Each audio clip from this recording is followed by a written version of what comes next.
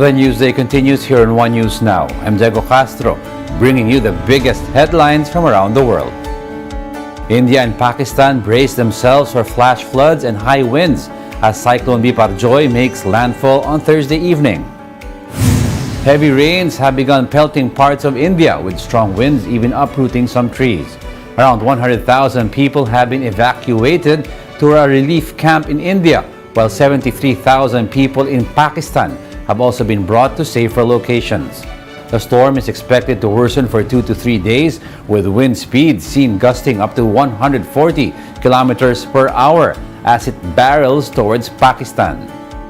तो ऐसी परिस्थिति में यहाँ के जितने भी कच्चे झोपड़े वाले मकान में जो लोग रहते थे उन सबको यहाँ से सुरक्षित स्थानों पर हमने स्थानांतरित किया है। उन सबको खाने पीने की व्यवस्था की गई है। एनडीआरएफ की टीम, एसडीआरएफ की टीम हमारे यहाँ मौजूद है। Rescuers scour the seas of Greece following a shipwreck that killed at least 78 migrants. Reports suggested between 400 and 750 people had packed the fishing boat that capsized and sank on Wednesday. Psychologists treating dozens of survivors said that many are in shock and asking for family members. A probe on how that much people were on board is underway, while Greece has declared 3 days of mourning. People are still in shock. They are trying to give some details now about their relatives, their friends that were in the boat, and they cannot find them. They are still in shock. They are trying to talk with their family in their countries. It's very difficult because almost no one speaks English. So the problem is how to communicate, even for the emotional reasons. The Winnipeg Free Press reports that at least 15 people were killed in the Canadian Prairie province of Manitoba on Thursday after a semi-trailer truck hit a vehicle normally used to carry elderly and disabled people. The crash occurred near the town of Carberry in southwestern Manitoba, 170 kilometers west of Winnipeg. If the death toll is confirmed, it would represent one of the most lethal road accidents in recent Canadian history. The Winnipeg Free Press said the second vehicle was operated by Handy Transit, which transports the elderly and those with disabilities. The CTV network also said 15 people had died. The Royal Canadian Mounted Police said all available resources were being deployed to the scene. Manitoba Health Authorities said mass casualty response was underway. We'll be back with more stories after the break. Keep it here on One News.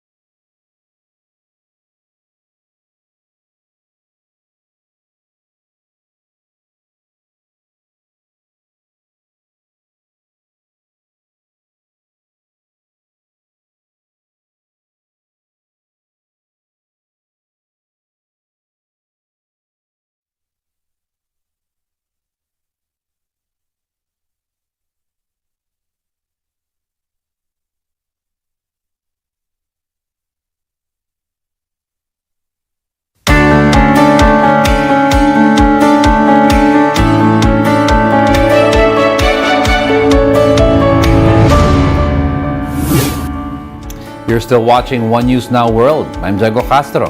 Swedish consumers are blaming Beyoncé for higher inflation or bills. The singer's decision to kick off her Renaissance tour in Stockholm last month was cited by the Danske Bank as the reason for a surge in local hotel and restaurant prices.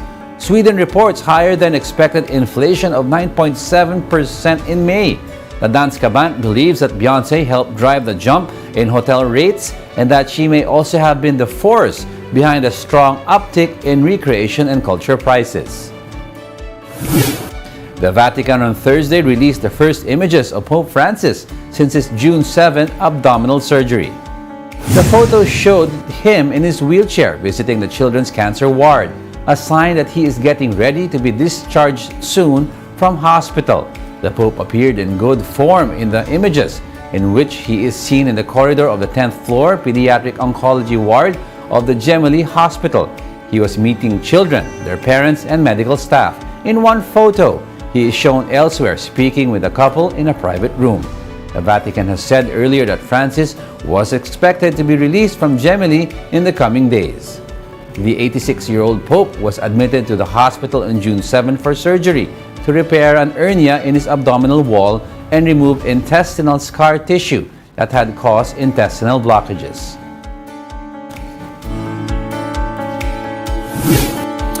And those are the top world headlines of the hour. Join us again at 9 a.m. as we continue to monitor the day's biggest stories. Coming right up is Agenda at 8 a.m. I'm Diego Castro. We are One News, all sides, all the time.